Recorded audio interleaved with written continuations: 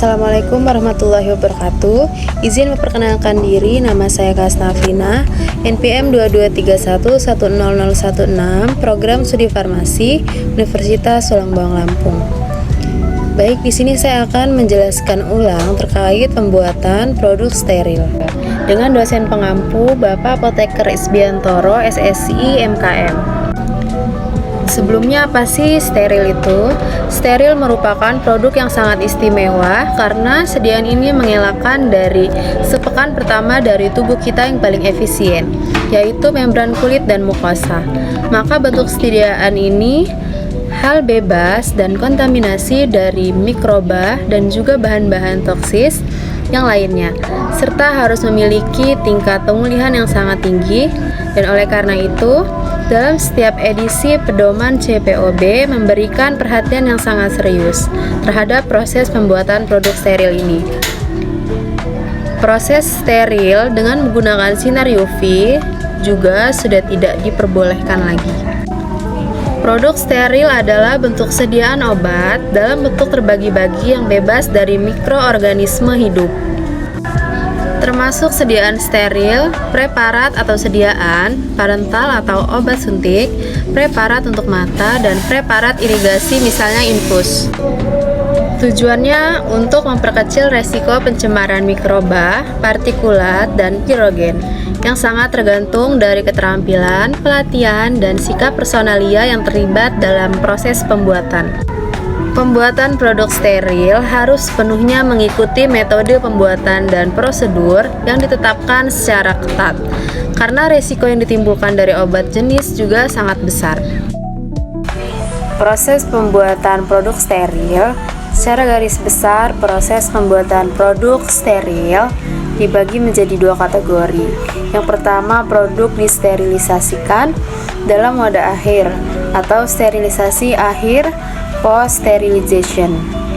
Yang kedua, produk diproses secara aseptis pada sebagian atau semua tahap atau aseptic processing. Viable dan non-viable partikel debu, serat atau material lainnya tersuspensi di udara dapat menyebabkan terjadinya kontaminasi produk.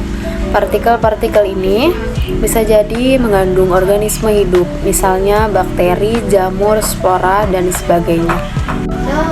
Sumber-sumber yang terkontaminasi, yang pertama itu ada lingkungan atau udara, yang kedua personel, yang ketiga mesin atau peralatan. Yang pertama itu udara atau lingkungan.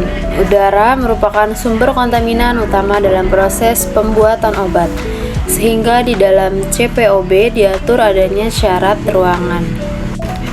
Yang kedua, manusia atau personel. Terdapat lebih dari 200 jenis spesies bakteri yang berbeda yang ditemukan yang berhubungan dengan manusia.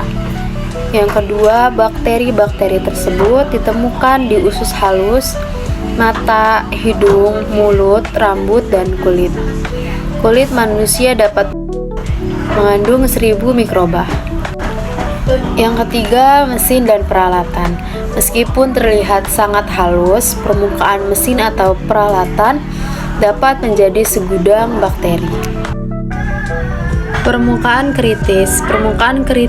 Permukaan yang bersentuhan langsung atau berakibat langsung terhadap sterilisasi produk, wadah atau penutupnya.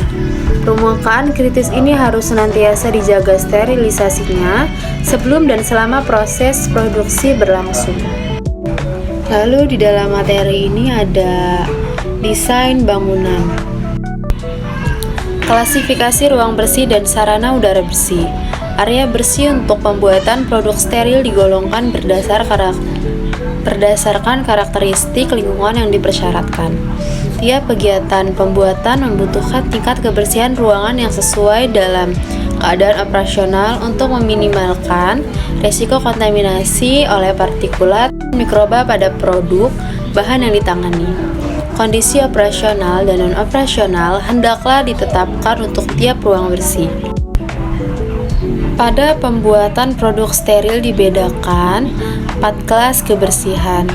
Yang pertama ada kelas A, Zona untuk kegiatan yang beresiko tinggi, misal zona pengisian, wadah tutup karet, ampul, dan vial terbuka. Penyambungan secara aseptis, umumnya kondisi ini dicapai dengan memasang unit aliran udara laminar atau laminar airflow di tempat kerja.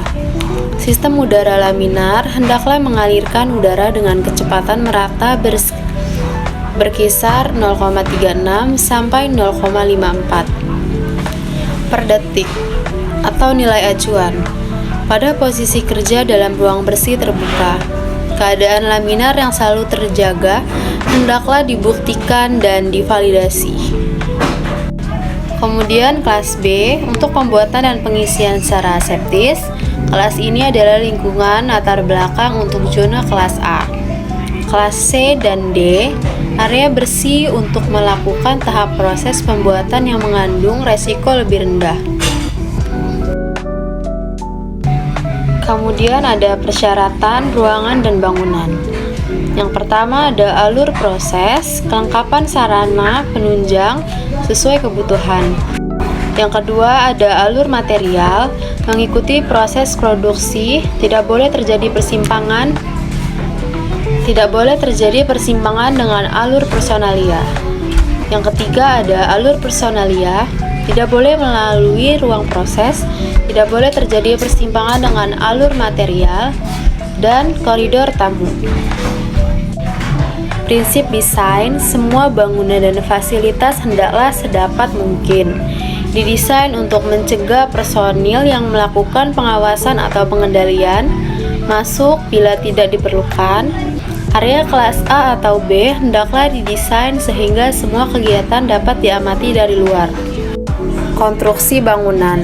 Standar konstruksi bangunan untuk suatu ruangan bersih atau clean room lebih tinggi dari bangunan lain. Bahan konstruksi yang digunakan berbeda dengan yang digunakan untuk ruang lain, antara lain ruang bersih dibangun dengan struktur kedap suara. Yang kedua, permukaan ruang atau bagian dalam harus licin, mudah dibersihkan dan disanitasi. Dan di dalam ruang bersih atau clean room, semua di permukaan bangunan yang terpapar ke lingkungan hendaklah yang pertama ada tahan atau kedap air, tidak retak atau berpori, tidak melepas serap dan mengakumulasi partikel debu dan mikroba, tidak terdapat celah-celah yang sulit dibersihkan, peralatan yang tidak diperlukan, lemari perabotan berlaci, rak, window ledges. Hindarkan pintu dorong, plafon semu dilapis rapat. Ketentuan sistem pipa, sedapat mungkin pipa dan saluran udara dipasang di luar atau di kotak pembungkus. Kemudian instalasi pipa dan saluran atau dak yang tepat, tidak berlekuk atau berlubang. Ujung pipa tertutup rapat, tahan terhadap korosi dan zat kimia lain, tahan terhadap stres fisik atau suhu tekanan, hindarkan penggunaan bahan sambungan yang tidak sesuai. Isi pipa tidak tergenang dan label identitas isi pipa dan arah alir. Pemantauan ruang bersih dan sarana udara bersih di mana berlangsung kegiatan aseptis hendaklah sering dilakukan pemantauan, misal dengan cawan papar, pengambilan sampel udara secara volumetris dan pengambilan sampel permukaan dengan menggunakan cara usap dan cawan kotak. Pengambilan sampel selama kegiatan berlangsung tidak boleh memengaruhi perlindungan zona. Hasil pemantauan hendaklah menjadi bahan pertimbangan ketika melakukan pengajian, catatan batch dalam rangka pelulusan produk jadi. Mungkin hanya itu yang bisa dapat saya sampaikan. Kurang lebihnya saya mohon maaf. Wassalamualaikum warahmatullahi wabarakatuh.